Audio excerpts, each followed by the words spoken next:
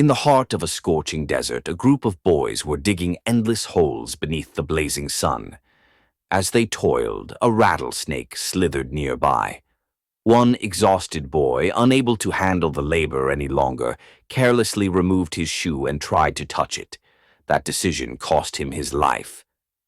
Far away in the city, Stanley Yelnats was walking along when a pair of shoes suddenly dropped from the sky and struck him on the head. Dazed, he picked them up and decided to take them home, thinking they might be useful since his father was experimenting with ways to cure smelly feet. But before he could, the police appeared out of nowhere. The shoes, they explained, belonged to a famous baseball player and had been stolen from a charity event. Back home, his family wasn't surprised by the misfortune. They blamed it on a family curse that had plagued their bloodline for generations.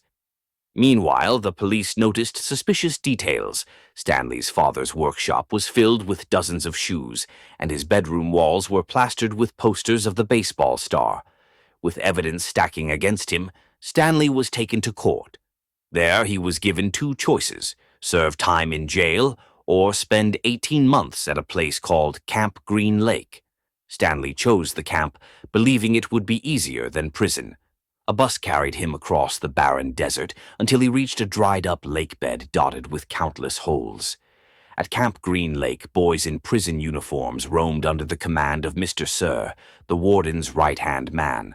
The camp had no walls, no guards, and no fences, only endless desert and no water for hundreds of miles, making escape impossible. Stanley was issued 2 sets of clothes, a canteen, and a shovel. His task was simple yet brutal. Dig a hole 5 feet wide and 5 feet deep every day under the punishing sun. He was warned to watch out for rattlesnakes and deadly yellow-spotted lizards. Stanley soon met Dr. Pendansky, the camp counselor, who told him the one rule above all others: never upset the warden. The other boys introduced themselves not by real names, but by nicknames they'd earned in camp.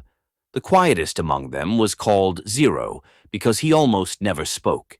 Stanley learned the hard way that here, using someone's real name was a mistake. Meals consisted of nothing but beans cooked in different ways.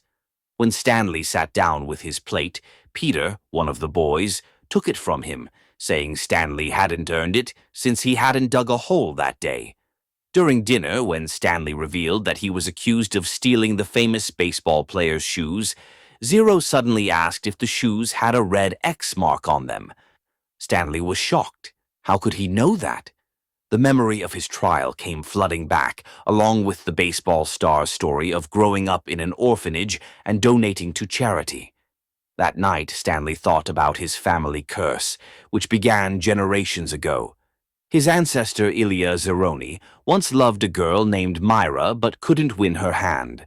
A fortune-teller named Madame Zeroni gave him a deal: raise a pig by carrying it up a mountain to drink from a stream, and afterward carry her up the same mountain so she could drink too.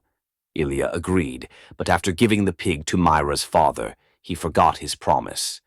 Madame Zeroni cursed him and all his descendants with eternal misfortune. At camp, digging was grueling. Stanley's hands blistered and the sun was merciless. Zero was always the fastest, finishing his hole while the others struggled.